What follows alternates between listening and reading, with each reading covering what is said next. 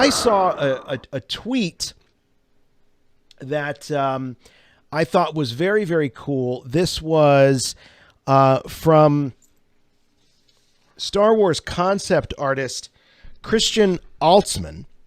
And I love that some of these concept artists are releasing some of their work, on social media, whether it's published in an official, art of book or not. They're putting it out there. In fact, these two images from Christian that he put out on Twitter are not in the, I don't believe they appear in the Art of Rogue One book. You are correct. Yes, they do not. So that's why they were exclusive to Twitter, and I think it's cool that he was free to do that. But here we see we're looking at, for those of you that are you cheapskates that aren't part of the Patreon. No, I'm teasing. No, I don't mean. Don't say that. I'm teasing. I've said for that those before, of you that are had complaints about that, and I said, "Well, he's just joking around." Good Lord, I'm just. But then kidding. I'm like, you're right. That is rude of him to say that. I'm always rude. But anyway, this is early Bacta tank concepts for Vader in Rogue One, and he put this out there, and there's so much to love about Rogue One, but the glimpse that you see of a younger Vader, or of a human Vader, think about, Jim, we've commented on, for those that were around when A New Hope, or it was just Star Wars at the time, premiered in theaters in the summer of late spring of 1977. The question was, you didn't know what Vader was. Was he a man? Was he a robot? I think most assumed that he was some sort of robot because of the electronic voice and the stilted way he kind of moved. So here you got Rogue One, which is essentially a prequel to Episode 4, A New Hope, and you're given this glimpse into what Vader really is. Of course, we know the cat's out of the bag that he is a man, and here he is kind of floating around in this Bacta tank. I love that Rogue One went there. You almost thought that was never going to happen, and Rogue One went there, and they went there early in the Disney era. And so these images that we see from Christian are great. What I noticed right away was that this almost had kind of a cloud. This reminded me of the carbon freezing chamber coming up from the middle of the platform. It just kind of had that look to it for me. It felt more of that than it did of what we eventually got in Rogue One. But of course, as I throw these on the outline to talk about on RFR, Jimmy Mack, who is a complete and total nutcase when it comes to concept art. In fact, before we started rolling on the show, you said that these art of books, of all the publications that come out surrounding these films, they're the ones that stick with you the most and grow with you the most. Oh, yeah, absolutely. When the films first come out, they're accompanied by these art of books, which you get right when you've seen the movie. And you're so blown away by seeing the movie to begin with. You're not even accustomed to it or used to it yet, and you're flipping through the pages of these books, and it's just like overload.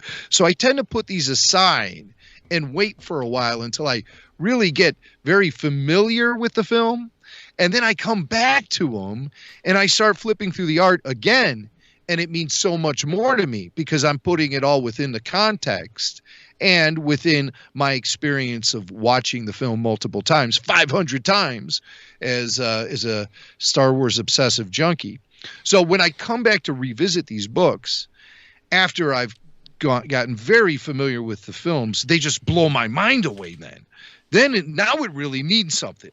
Now I see where all these ideas are coming from, and I consider how they could work, how they came to fruition in the final film, and how they could possibly work in other scenarios, especially the concepts that were sort of discarded, like this one you point to. This is by Christian Altsman, I think his name is. Mm-hmm. Is he the guy who originally put up the Instagram? He is, yeah. He put this up. So you can see very familiar, very similar on art. Instagram. I think I said Twitter. It's on Instagram. So it's C Alzmann, Alzmann, if you want to follow him on Instagram and see some of these. And what we're looking, and by the way, we'll get this up on YouTube. So this segment of the show will get up on YouTube since is relying so heavily on the visual aids here. For sure. As we walk through this. But if you notice in this particular image, now this is from the Art of Rogue One book. This does really feel like it has a Cloud City carbon freeze chamber vibe to me, with sort of the orangish red gaseous, coming up, and it being a sort of this platform in the center. I don't know that that's what they were going for, but that's the vibe that I'm getting from this. Well, sure. Of course, the orange is probably lava below. Right, right. Figure they're on Mustafar in Vader's castle. Do you remember when we were at the Rogue One premiere and they were flying toward Vader's castle, and I realized it was Vader's castle, and I think I elbowed you really hard in the ribs, and I think I said, "Jason, it's Vader's castle." It's hard to imagine. We were so spoiler free on that. We knew that Vader was going to show up. I didn't think they were going to go there. I mean, the fact that they were taking you to Vader's castle, which is a concept that had been with Star Wars fans for such a long time. Going back to, I think Vader's castle was originally part of the concept work of Return of the Jedi, right? We were going to see Vader's castle. In fact, even going back to Empire Strikes Back. Yeah, there was supposed to be a visit to Vader's castle, but here we have it in Rogue One, and we're going to be seeing more of it actually in the Vader comic book that's coming out lately from Marvel Comics. There's a whole story arc featuring Vader on Mustafar as he discovers a lot of the mysteries on that planet. And here you have, I guess the Imperial officer would be an early version of Admiral Krennic. And he's coming to visit Vader, or maybe it was another character altogether. Maybe it's Admiral Piet. Always seeing Vader with his pants down and his helmet off. Well, he has that servant there on Mustafar in his castle that, notifies him that Krennic is there. But you're right. I mean, here, this must be early on before we knew, or before they knew that Krennic would be wearing the white Imperial uniform. Here this character is wearing sort of the gray uniform, and here we get a better shot of the platform. Now notice that this looks retractable, so you talk about a guy that does not want to be disturbed when he is. I mean, this shows you the lengths that Vader will go to make sure that people don't see him when he doesn't want to be seen. When he is, I don't know. What do you think he's doing in that Bacta chamber, really? Just trying to heal those wounds, trying to regenerate? I mean, we know that when he's inside the meditation chamber, based on the novelization, we know that he is working on his ability to survive and breathe outside of the assistance of the suit. What do we think he's doing in that Bacta tank? Yeah, he's still healing from his wounds. And it probably feels good to just get out of that armor. And maybe that's really the only way he can do it. That's a good point. It's the only way he can exist outside that armor. So that's probably the main thing. And he's probably in there meditating on the dark side of the Force, thinking about how much he hates everything and himself, and thinking about things to torture and kill, and different ways to do it, creative ways. Vader I'd like to think he's thinking of Padme. No, he doesn't think about Padme anymore. No, he is completely disowned his former life as Anakin Skywalker. He doesn't sit around feeling pity parties about Padme. Those have been beaten out of him by Palpatine. Any sort of straying away from the Imperial cause and the dark side. Vader is still pining for Padme. He pines for Padme. No. He doesn't do that. He can't achieve full evilness and completely devoted to the dark side if he's still thinking about his love and compassion for his dead wife. Now, and also he has to live with the notion that he is responsible for her death, And that's why he really fully embraces the Darth Vader persona, is because he can't live with himself anymore. He can't live with Anakin Skywalker anymore after doing something so stupid as killing Padme. It seems in your anger you killed her. Stupid. Massive Now, fail. I love this this image that we're looking at right. I shot it on my cell phone and I'm sending it into fails on YouTube. I'm going to send it to the fail army. All right, very good. I do love this image because this is, of course, reflects back to, or forward, depending on how you're viewing this, to Empire Strikes Back, where we see the domed, the helmet coming down. And I love that the Imperial officer here, we assume is an early version of Krennic, is sort of wincing at the, at what he sees before him. He kind of has his eyes closed and his head tilted like, ooh, this is kind of gross. Or maybe he is just looking away out of courtesy. Oh, it could be. Yeah, it could be courtesy. No. Look away. I'm getting dressed. But no, I think you're right, Jason. I think he's wincing. I think he's disgusted by what he's. Can we see the full picture there and like move our little heads out of the way there at the? Oh yeah. Here we go. I just want to see how much is it. Yeah, you can actually see a little bit more in the book of those the device pulling Vader up out of the Bacta tank. You know something? Here's something that occurred to me. I got to throw this out. The irony of the fact that Palpatine, based on expanded universe material, was somewhat disappointed that the version of Anakin Skywalker that he got was so badly mangled and was more machine than man. The irony that Palpatine himself ended up the way he did, where he was being assisted, by all these machines in order to hang on and live. There's a little bit of poetic justice, a little irony there that, that he ended Look up. who's on life support now. Right? Oh, wait a minute. Whoops. What is that a picture of? Val Kilmer and Joanne Wally. Sorry. You're still stuck on the Val Kilmer stuff. Huh? But how the mighty have fallen. You got Palpatine there with the, my God, he requires a crane to move his butt around. I didn't need a crane. Well, sort of I did, but not really. Yeah. I had a back. So that's a great shot. And then here we see something that's really getting close to the concept we see in the final shot of, as we see it in the Rogue One, as Vader's being pulled up while the Bacta tank is lowering. Right. And all of the fluid is spilling out into the grates below. And there's a lot of steam. Can you recycle the Bacta? Or once the Bacta has been used, you got to flush it? Right, I'm assuming. Do you think Vader would know the difference if he's in the tank? He knows the difference, and that little weird, creepy assistant is there, and Vader's lowers it. He's like, "Hey, this is used Bacta." I recognize my scabs floating in this stuff. Oh. But it's evil. I'm staying in. All right. So maybe. I don't know.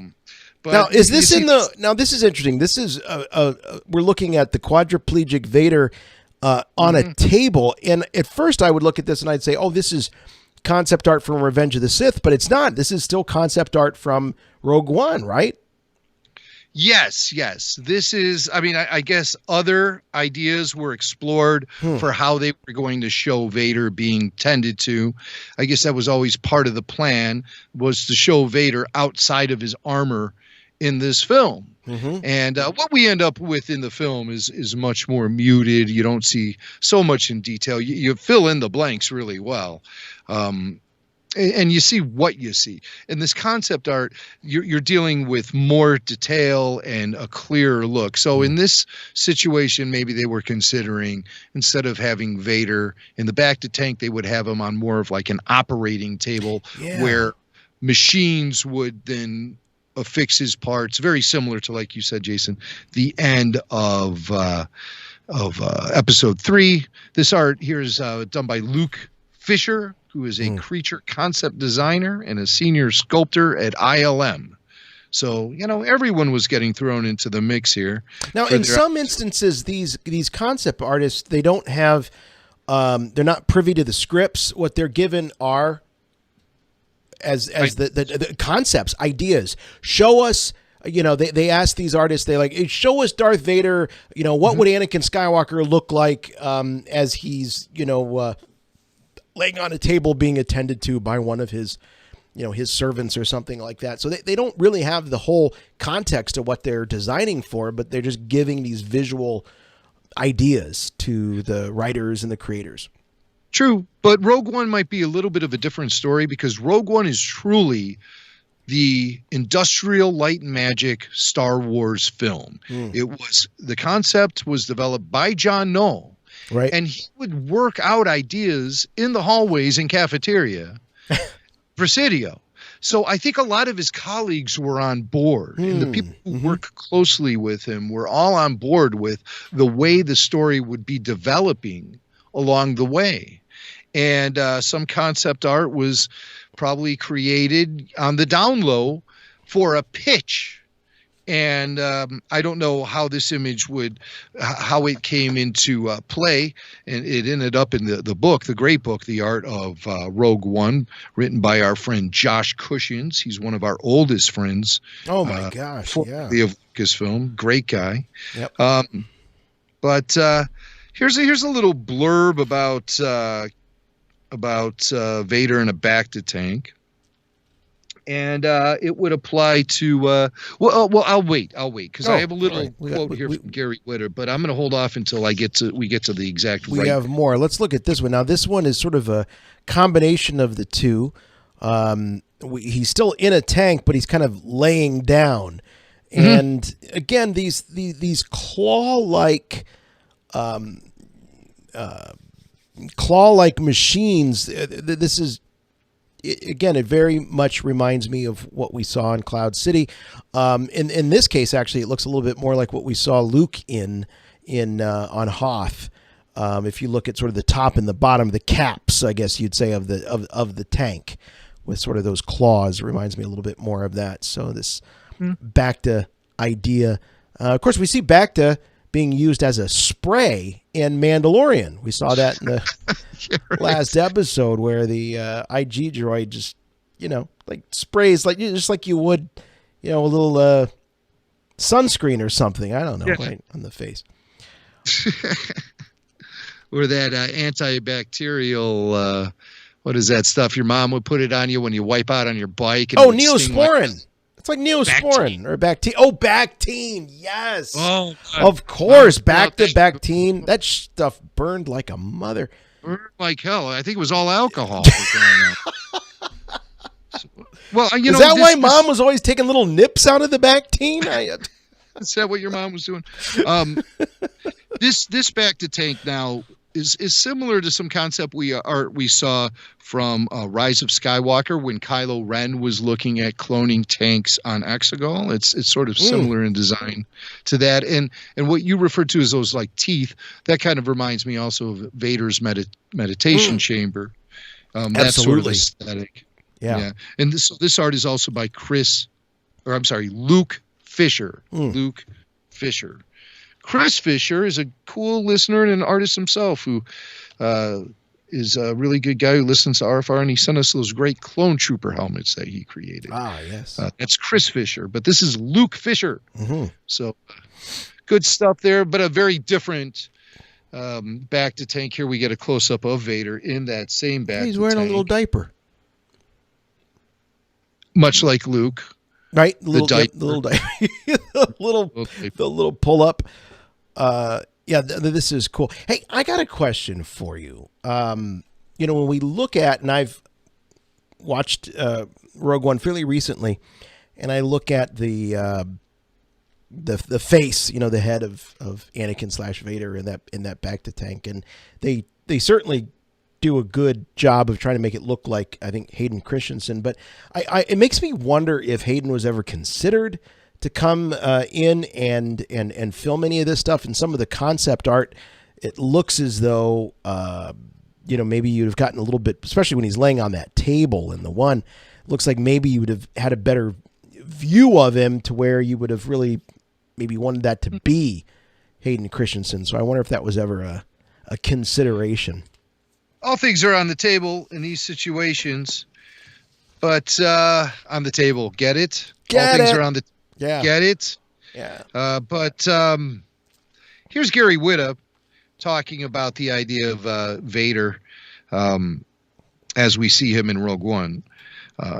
Gary says, the idea that Vader would need to sometimes remove all of his armor to completely replenish his depleted body, but that his private place wasn't exactly an Imperial location. We called it Vader's Spa, Vader's Crib, Vader's Relaxation Center. But we pictured it as this really dreadful place with Albert Speer-like brutalist architecture. Albert Speer, obviously, being a brutalist architect. Apparently. But because I don't know who that is. No clue. But that's what Gary says in The Art of Rogue One. He also says, when I saw the concept art for Vader's lair, I knew it was going to kill. He says, Gary says, I knew it was going to kill. I knew everyone was going to love it. So he knew it would be great. Yeah. Well, the place just, Philip, we were in the Pantages Theater there in L.A. For the premiere of Rogue One, and the place just erupted when you knew that you were going to be in Vader's castle, and then they just kept going. It was sort of like the way I felt about Tarkin, was that you're like, oh, cool CG cameo by a Tarkin, and then he just keeps showing up in scene after scene after scene, and you're like, oh my God, this is incredible. He's a major player in this. A major player, complete. All right, let's see. This is cool. This looks like something out of X-Files a little bit. This looks like this is just, but you just see you can't help but look at this and feel some compassion for this character that is just, you think about, this is Anakin. This is the guy that we watched for 7 seasons do the incredible things that he did throughout the Clone Wars, and this is what he's reduced to now, this quadriplegic. It's so sad. But this is cool. And then that's more another shot. Okay, well, here we get toward the end. Mm-hmm. This is pretty much what we see in the final film. Yeah. Where you have the tank being lowered, Vader is in the middle of the room, and the Imperial guards are at his side. We're basically looking at Admiral Krennic's perspective of what he sees, the horrific sight he sees when he walks in there. Actually, it wasn't Krennic who saw it. It was just the attendant. Krennic Krennic would never be allowed to see Vader in this state. No, but there is concept art, which we're looking at right now, of Krennic seeing this. And Jim, clearly the creatives looked at this and they go, no, Vader would never let anyone see him this vulnerable. Right. So I was misled by the concept art.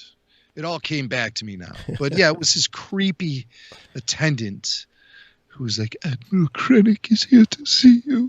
Yeah. Oh, here's another shot. Now this is a close-up of Vader being lifted out of the Bacta tank from behind. You see, he's clearly missing his arms. Both arms are gone. So I guess they removed his prosthetic, his bionic, his other one too. I guess they just take it all off. Yeah. Yeah. It's just all of his organic pieces and parts are in there, and this does make him, if you'd have known back in 1977 that this is what was inside that suit, you might have looked at him very differently. You might have not been as fearful of him. This really does, vulnerable is the word. This really does peel it back, and you see the weak, for lack of better words, at least in terms of organic, the weak figure that inhabits that suit. This, you see the nut within the shell. Boy, that's a good way to put it, for sure. So that's a lot of fun. Cool concept art from Rogue One. We love it when these artists let us see things that have not been publicated before, or published, I should say. Is publicated a word? No, it is now. It is published, I think, is the word that my English teacher would prefer me to use. But that was really cool stuff. And I love to take the deep dive, and especially into something as specific as Darth Vader's spa or his Bacta tank, whatever you want to call it. That was cool. All right.